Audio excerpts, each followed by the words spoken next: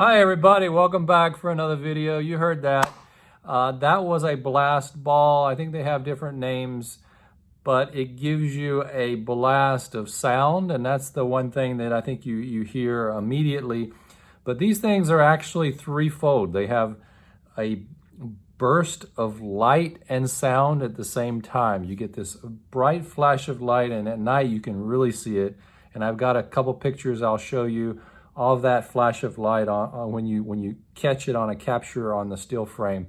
And then you got the loud sound, and you can have internally in these things, you can have various cargo. And it can be specific cargo, chemical cargo, it can be things that are quite dangerous. Whether these are good for you as a home defender or as a self-defender, as a civilian, I don't know, but I'm going to show you these today, and we're going to look at a few examples, and then we'll talk about it some more. I think these are interesting, but they have a lot of negatives and some positives. On time. Southbound on 12.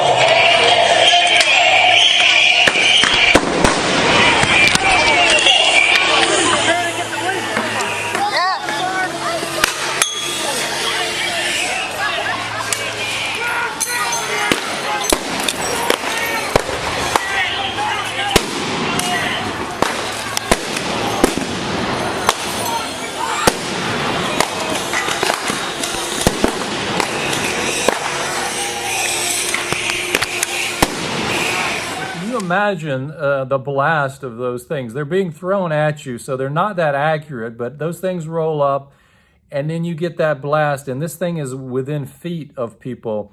They have no hearing protection. It's like someone coming up behind you with a 12-gauge shotgun and firing a blast. That has a psychological effect on you, and they just keep throwing them and keep throwing them. Also, you notice there is a powder coming out. There's a gas. A lot of times it's OC, and they're just trying to move the crowd along. So I think that's something that you'll notice. Let's keep following, and we'll see a little bit more here. Following routes of dispersal are available. Westbound on Pine.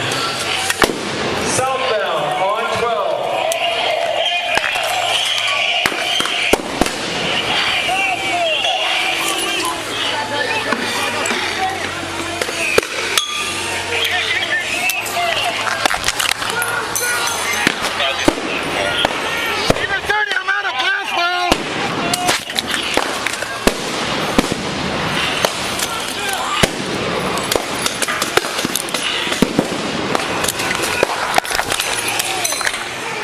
So far that has been the warm-up. Now they're going to actually start pushing toward the crowd here. You can see they're starting to march.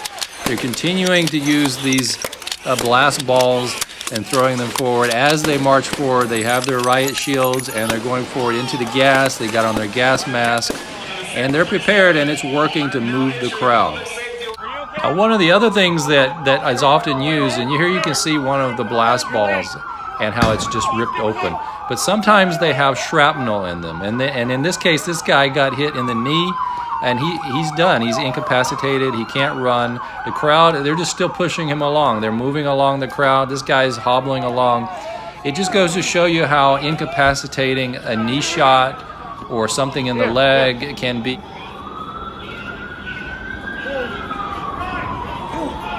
Over here. Let's get you down.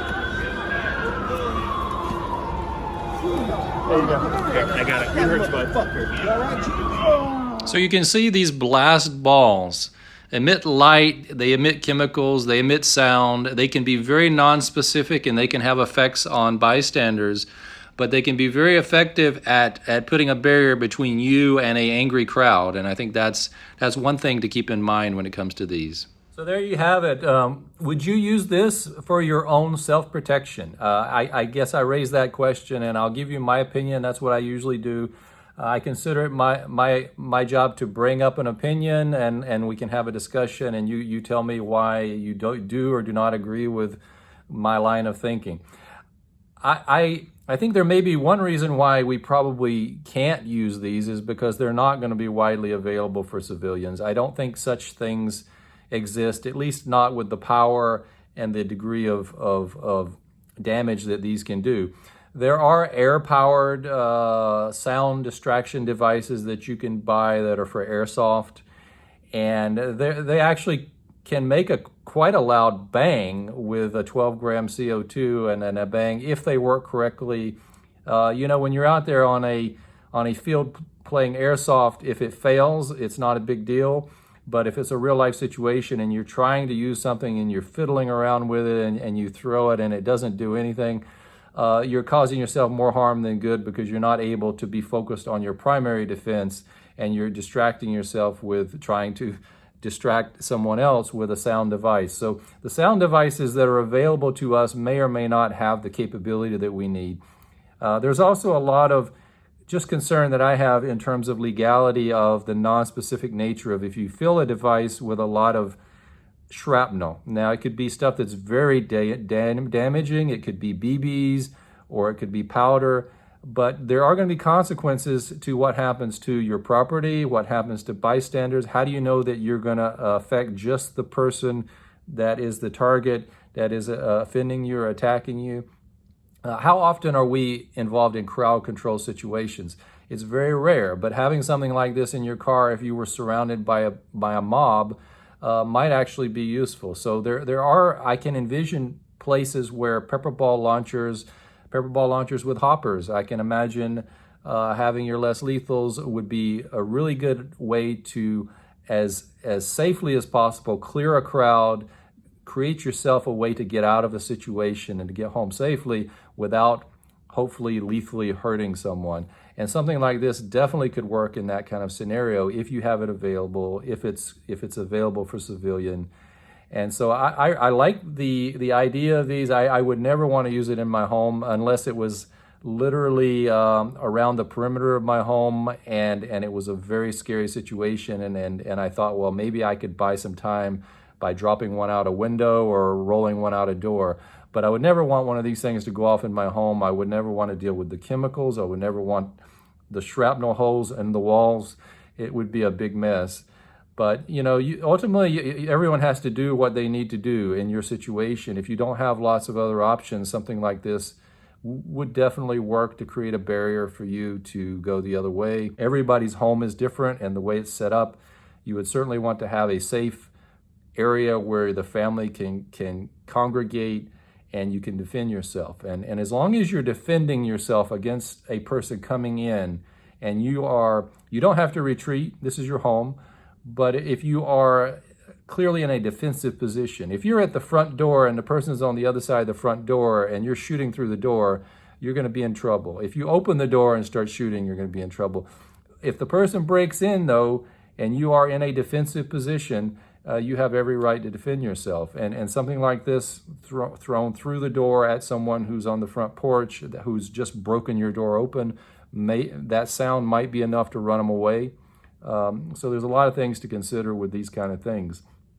You can certainly get someone's attention, and I always argue that the combination of sound and a chemical or a kinetic impact, they can synergize. Sound plus kinetic changes minds. So sometimes the kinetic alone, the person will power through it, but if there's something to go with it, I think that can make a difference sometimes. So let me know what you think. There's another example of a device that is considered less lethal and may or may not be applicable for you, may not be applicable for me, but it's something to consider. And I try to bring these to you as I can to share here on Scaredy Cat TV. Let me know what you think. And as always, everybody just take care, be safe, and we'll see you in the next one.